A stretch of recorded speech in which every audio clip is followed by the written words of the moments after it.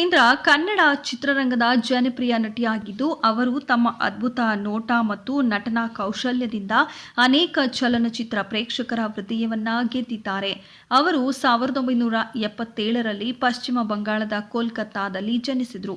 ಬಾಲ್ಯದಿಂದಲೂ ಪ್ರಿಯಾಂಕಾ ಅವರು ಲಲಿತ ಕಲೆಗಳಲ್ಲಿ ಆಸಕ್ತಿ ಹೊಂದಿದ್ದರು ಮತ್ತು ಮಾಡೆಲ್ ಆಗಬೇಕೆಂಬ ಆಸೆಯನ್ನ ಹೊಂದಿದ್ರು.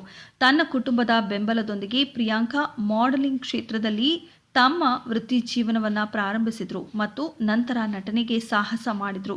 1998ರಲ್ಲಿ ಬಿಡುಗಡೆಯಾದ ತಂಟಾ ಬಿಸ್ತ್ರಿ ಎಂಬ ಬೆಂಗಾಲಿ ಚಲನಚಿತ್ರ ಆಕೆಯ ಮೊದಲ ಚಲನಚಿತ್ರವಾಗಿದೆ. ಅದರ ನಂತರ ಪ್ರಿಯಾಂಕಾ ತೆಲುಗು, ಮಲಯಾಳಂ ಮತ್ತು ಕನ್ನಡ ಸೇರಿದಂತೆ ವಿವಿಧ ಭಾಷೆಗಳಲ್ಲಿ ಹಲವಾರು ಚಿತ್ರಗಳಲ್ಲಿ ಕಾಣಿಸಿಕೊಂಡರು.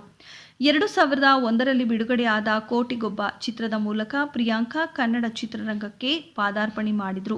ಈ ಚಿತ್ರವು ದೊಡ್ಡ ಯಶಸ್ಸನ್ನ ಕಂಡಿತ್ತು ಮತ್ತು ಪ್ರಿಯಾಂಕಾ ಅವರ ಅಭಿನಯವು ಪ್ರೇಕ್ಷಕರು ಮತ್ತು ವಿಮರ್ಶಕರ ಮೆಚ್ಚುಗೆಗೆ ಪಾತ್ರವಾಯಿತು. ಅವರು ತಮ್ಮ ಪತಿ ಉಪೇಂದ್ರ ನಿರ್ದೇಶನದ H2O ಮತ್ತು ಮಲ್ಲಾನಂತಹ ಅನೇಕ ಯಶಸ್ವಿ ಚಿತ್ರಗಳಲ್ಲಿ ನಟಿಸಿದರು. ರಾ ಚಿತ್ರದ ಸೆಟ್ನಲ್ಲಿ ಒಟ್ಟಿಗೆ ಕೆಲಸ ಮಾಡುವಾಗ ಪ್ರಿಯಾಂಕಾ ಉಪೇಂದ್ರ ಮತ್ತು ಉಪೇಂದ್ರ ಪರಸ್ಪರ ಪ್ರೀತಿಸುತ್ತಿದ್ದರು.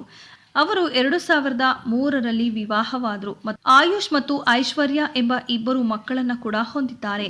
ಪ್ರಿಯಾಂಕಾ ಹಲವಾರು ವರ್ಷಗಳಿಂದ ಚಿತ್ರರಂಗದಲ್ಲಿ ಸಕ್ರಿಯವಾಗಿ ತೊಡಗಿಸಿಕೊಂಡಿದ್ದಾರೆ ಮತ್ತು ತಮ್ಮ ಅದ್ಭುತ ಅಭಿನಯದಿಂದ ಪ್ರೇಕ್ಷಕರನ್ನ ರಂಜಿಸುತ್ತಾನೇ ಇದ್ದಾರೆ. 2 ಬೆಳೆದ ಮಕ್ಕಳ ತಾಯಿಯಾಗಿದ್ರೂ ಪ್ರಿಯಾಂಕಾ ಉಪೇಂದ್ರ ತಮ್ಮ ಸೌಂದರ್ಯ ಮತ್ತು ಚೆಲುವನ್ನ ಉಳಿಸಿಕೊಂಡಿದ್ದಾರೆ. ಅವರ ವಯಸ್ಸು 45 ದಾಟಿಲ್ಲ. ಇದು ಅವರ ಅನೇಕ ಅಭಿಮಾನಿಗಳಿಗೆ ಸಾಕಷ್ಟು ಆಶ್ಚರ್ಯಕರವಾಗಿದೆ.